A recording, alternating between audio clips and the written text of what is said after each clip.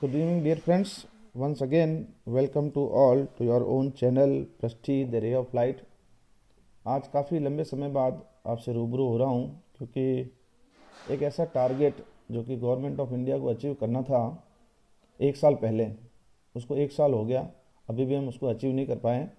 इसलिए मैंने आज थंबनेल के अंदर अपनी पीड़ा जाहिर की है और टॉपिक का नाम यही दिया है, India missed second time the renewable energy capacity target. दूसरी बारी हम लक्ष्य से चूक चुके हैं। ठीक है ना। आइए देखते हैं क्या है माजरा। पूरी बात को समझने की कोशिश करेंगे मात्र 5 मिनट के अंदर। चलिए आगे बढ़ते हैं। देखिए, हम अगर इंडिया की बात करें तो रिन्यूएबल एनर्जी सेक्टर में बहुत सारा काम हो रहा है। Renewable energy sources in the sense solar है, विंड है। आप लोग सुनते होंगे समाचार पत्रों में, लोग अपने घरों पे भी प्लांट लगा रहे हैं सोलर के, खूब सारे, बहुत काम चल रहा है। लेकिन भारत सरकार ने जो लक्ष्य तय किया था उसमें कहीं ना कहीं हम पिछड़ रहे हैं। ठीक है ना। पूरी बात को समझेंगे 4 बिंदुओं के माध्यम से। First will discuss about the potential. जो सर्वे के आंकड़े हैं वो क्या कहते हैं। टारगेट 31 मार्च 2022 का था। जब उनको लगा कि अचीव नहीं हो रहा है तो उसकी डेडलाइन 9 महीने आगे बढ़ा दी गई, 31 दिसंबर 2022। अब क्योंकि 31 दिसंबर 2023 निकल चुका है, नए आंकड़े आ चुके हैं, वो टारगेट अभी तक अचीव नहीं हुआ है। ठीक है ना। इंस्टॉल कैपेसिटी क्या कहती है, कितना अचीव कर पाए हैं। ठीक है ना। आगे बढ़ते हैं। अगर हम इंडियन रिन्यूएबल एनर्जी की बात करें, पोटेंशियल की बात करें, जो सर्वे के आंकड़े हैं वो कहते हैं कि भारत के अंदर डिफरेंट स्टेट्स के अंदर depending upon the availability of input that is solar addition, total हमारे पास पोटेंशियल है 750 गीगावाट पीक का। ठीक है ना। और विंड पावर का जो है वो अलग अलग हाइट के ऊपर अलग अलग है। फॉर एग्जांपल 302.25 गीगावाट ये तो है 100 मीटर की हाइट के ऊपर, और 695.50 गीगावाट है, ये है 120 मीटर की हाइट के ऊपर। ठीक है ना। इसी तरीके से दूसरे भी हैं, जैसे बायोमास का 25 गीगावाट है, स्मॉल हाइड्रो का 20 गीगावाट है। जियोथर्मल के भी सर्वे हो चुके हैं, हालांकि कोई प्लांट नहीं है लेकिन सर्वे तो हुई है। जियोथर्मल और टाइडल के भी 11 गीगावाट और 12.5 गीगावाट, ये तो है पोटेंशियल हमारा। ठीक है ना। डिफरेंट स्टेट्स में अगर हम सोलर की बात करें, क्योंकि सबसे बड़ा पोटेंशियल है, तो राजस्थान के अंदर सबसे ज़्यादा पोटेंशियल है 142.31 gigawatt. This slide shows the state wise estimated solar power potential in the country. Top 10 countries हैं। ठीक है ना। अब हम बात करते हैं टारगेट की, जिसको लेकर के आज का जो मुद्दा है हमारा। देखिए, पहले टारगेट रिन्यूएबल एनर्जी का जो था वो था 175 गीगावाट 31 मार्च तक का, 2022 की बात कर रहा हूँ मैं। फिर उसको आगे बढ़ा करके एक्सटेंशन दिया गया 31 दिसंबर 2022 का। आज की तारीख में एक साल हो गया, जो मिनिस्ट्री है वो इसके बारे में कोई बात नहीं करती है। ठीक है ना। खैर एनीवे, इस 175 गीगावाट में से जो लक्ष्य था सोलर का वो था 100 गीगावाट का, यानी कि 1 लाख मेगावाट। विंड का था 60,000 megawatt, that is 60 gigawatt. Hydro का 10,000 मेगावाट, दैट इज 10 गीगावाट। और बायोमास का था 5 गीगावाट। ठीक है ना।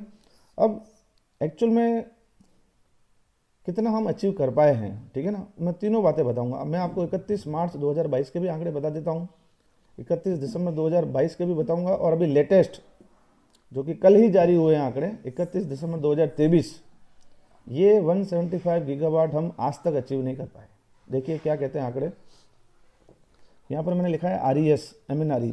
RES का मतलब है रीन्यूएबल एनर्जी सोर्सेज, MNRE का मतलब है ministry of new and renewable energy. ठीक है ना। जो कि सारे रिन्यूएबल एनर्जी सोर्सेज का लेखा जोखा रखती है।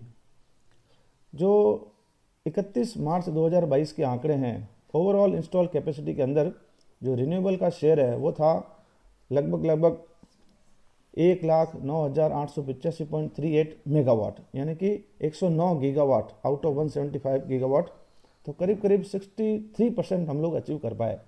ये था 31 मार्च का। उसके बाद में टारगेट को एक्सटेंशन दिया गया 31 दिसंबर 2022। उसमें हम लोग करीब करीब 121 गीगावाट अचीव कर पाए डिफरेंट सोर्सेज से, और लगभग 69% हमने 175 गीगावाट के रेफरेंस में बात कर रहे हैं अचीव कर लिया। ठीक। कल के आंकड़े बताते हैं कि रिन्यूएबल एनर्जी सोर्सेज की जो इंस्टॉल कैपेसिटी है ना, पूरे भारत के अंदर विभिन्न स्रोतों के माध्यम से 133.886 गीगावाट, ये आंकड़े हैं 31 दिसंबर 2023 के, यानी कि आज से करीब करीब 14 दिन पहले के आंकड़े हैं। अब क्योंकि आंकड़ों में समय लगता है तो कल ये जारी हुए हैं। तो till now we have achieved 76.50% of 175 gigawatt, ठीक है ना। अब ये अचीव तो करना था 31 मार्च 2022 को, एक्सटेंशन लेकर के दिसंबर तक पहुंचे, उसका भी 1 साल और हो गया, हम आज तक इसको अचीव नहीं कर पाए हैं। तो ये बड़ी ही दुख की बात है कि हम क्यों इसमें पिछड़ रहे हैं। अखबार में हम बहुत पढ़ते हैं, बहुत सोर्सेज लग रहे हैं, सब कुछ हो रहा है, तो एक्चुअल में हम कहाँ पिछड़ रहे हैं उसकी थोड़ी सी बात मैं करूँगा आपसे। देखिए जो टारगेट है 175 गीगावाट का, 175 गीगावाट का, उसमें हाईएस्ट टारगेट है सोलर का 100 गीगावाट, है ना, सबसे बड़ा टारगेट। इस सोलर में भी 2 सेगमेंट हैं। 60 गीगावाट है large and medium size land based project, जो कि ज़मीन पे लगते हैं, है ना। बड़े बड़े सोलर पार्क का आपने नाम सुना होगा, ग्रिड कनेक्टेड पावर प्लांट्स हैं, ये सारे 100 गीगावाट जो है ग्रिड कनेक्टेड की बात की हुई है। अब इसमें 40 गीगावाट जो है वो रूफटॉप प्रोजेक्ट्स हैं। रूफटॉप इन द सेंस जो मकान की छतों पे लगेंगे, हॉस्टल की छतों पे लगेंगे, हॉस्पिटल की छतों पे लगेंगे, है ना, होटल्स की छतों पे लगेंगे, कहीं भी लग सकते हैं, किसी भी कॉमर्शियल बिल्डिंग में, है ना, कॉमर्शियल में, डोमेस्टिक में, कहीं भी हो। तो एक्चुअल में अब जो आंकड़े बताता हूँ मैं आपको अभी तक के 31 दिसंबर 2023 के, राइट, उसमें आप देखें टोटल सोलर पावर जो क्यूमुलेटिव है 31 दिसंबर 2023 की, वो है 73.32 गीगावाट, राइट। 100 हमको अचीव करनी थी 1 साल पहले तक, 1 साल गुजर गया, उसके बाद भी हम नहीं अचीव कर पाए। तो ग्राउंड माउंटेड सोलर प्लांट की बात करें तो वो तो है हमारे पास करीब करीब 57 गीगावाट, है ना। हाइब्रिड प्रोजेक्ट भी अभी आ गए तो करीब करीब 2.5 गीगावाट उसका है। तो 60 गीगावाट जो एक्चुअल था मीडियम और लार्ज साइज, वो तो हम अचीव कर पाए। हम एक्चुअल में पिछड़े कहाँ हैं, हम पिछड़ गए हैं सोलर रूफटॉप के केस में। 40 गीगावाट में से केवल और केवल 11 गीगावाट ही हम अचीव कर पाए हैं।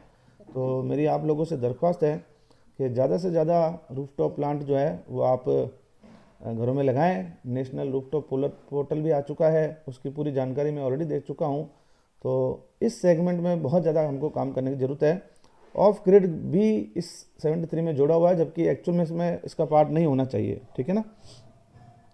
अब क्योंकि गवर्नमेंट 1 साल पहले का टारगेट था, अचीव नहीं कर पाए, 1 साल और हो गया, उसके बारे में कोई बात नहीं कर रहा है, ठीक है ना। तो हमारे हिंदुस्तान की एक पॉलिसी है, जब आपका कोई काम नहीं हो, टारगेट अचीव नहीं हो, उसकी बात नहीं करें, नया टारगेट छोड़ दें, ठीक है ना। ये पॉलिटिकल इश्यूज होते हैं, है ना। तो अब नया टारगेट आ गया, क्या आ गया, 2030 तक। अब बात की है 500 गीगावाट की, लेकिन देखो बहुत ही ट्विस्ट डाला है इसमें, इन्होंने कहा है नॉन फॉसिल फ्यूल बेस्ड, ठीक है ना। अब इसमें ये लोग क्या करेंगे, जो लार्ज हाइड्रो है उसको भी आपको इसमें ऐड कर देंगे, तब कहीं जाकर के ये नॉन फॉसिल फ्यूल, अभी केवल आरी की बात नहीं की है इन्होंने, है ना। तो एक्चुअली जो लार्ज हाइड्रो पावर प्लांट्स हैं they are considered as conventional power plants, not the non conventional, ठीक है ना। इसलिए इन्होंने इसको नॉन फॉसिल फ्यूल में जैसे ही नाम आएगा तो हाइड्रो भी इंक्लूड हो जाएगा, और हाइड्रो का भी काफ़ी बड़ा भाग है ना, वो जब ऐड होगा तो ये टारगेट अचीव होगा। लेकिन स्टिल जो रूफटॉप का जो सेक्टर है सोलर का स्पेशली, उसमें बहुत काम की ज़रूरत है, बहुत प्लांट हमको लगाने पड़ेंगे। चलिए, आज की बात आपको कैसी लगी, तो उम्मीद करता हूँ अच्छी लगी होगी। तो इस क्लास को लाइक और शेयर ज़रूर करिएगा। अंत में आप सभी का धन्यवाद। जय हिंद।